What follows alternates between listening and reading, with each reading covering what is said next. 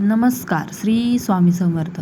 सावध व्हा तुळ राशीच्या लोकांनो, 27 एप्रिलला आकाशात ग्रहांची अशी काही युती होत आहे जी तुमच्या आयुष्यातील बॅलन्स पूर्णपणे हलवून टाकू शकते.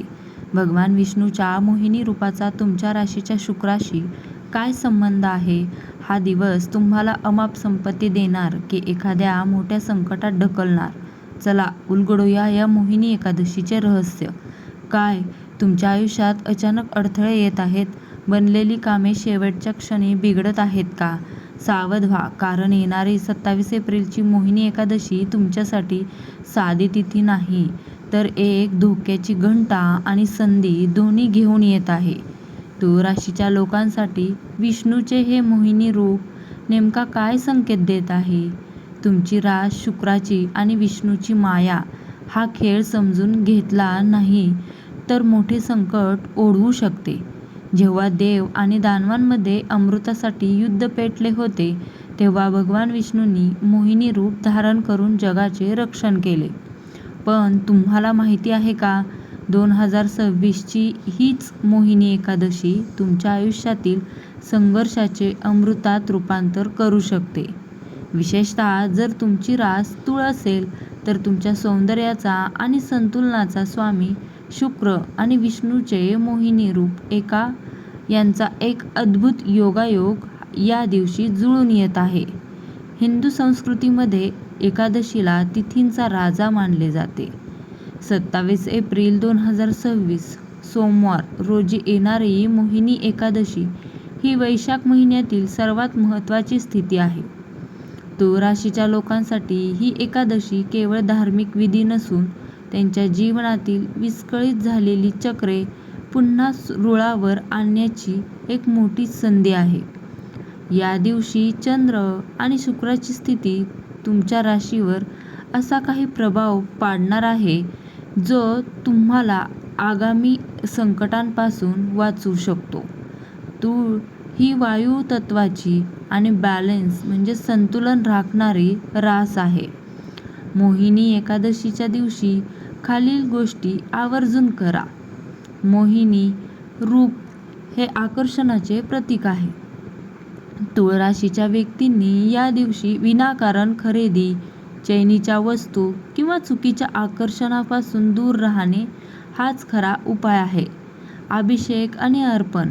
भगवान विष्णूंना पिवळी फुले आणि चंदनाचा टिळा लावावा. तुळ राशीचा स्वामी शुक्र असल्याने विष्णूंना पांढऱ्या मिठाईचा भोग लावणे तुमच्यासाठी भाग्योदयकारक ठरेल. ओम श्री विष्णुवे नमः या मंत्राचा 108 वेळा जप करा. यामुळे तुमच्या राशीतील नकारात्मक ऊर्जेचा नाश होईल.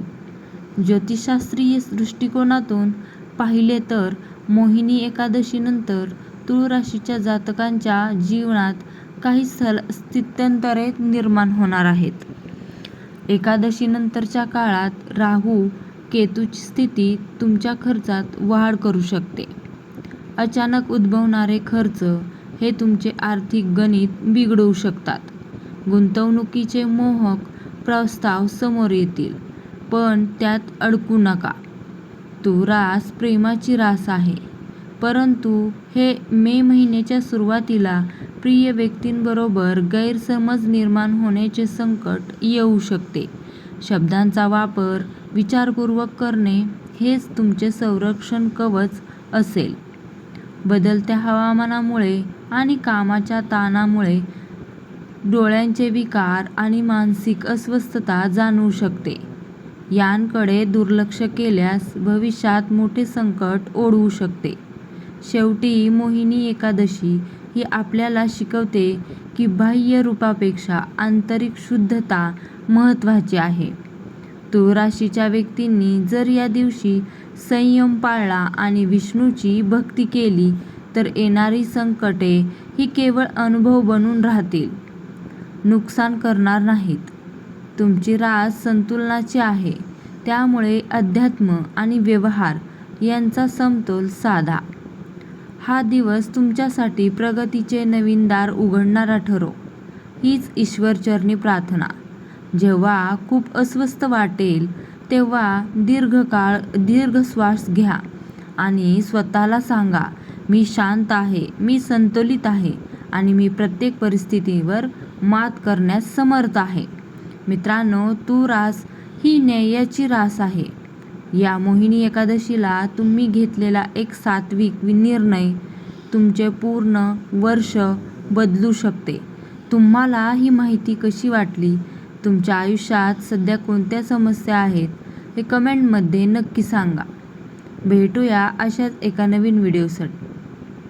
तोपर्यंत धन्यवाद. श्री स्वामी समर्थ. जय जय स्वामी समर्थ. जेथे भक्ती तेथेच शक्ती.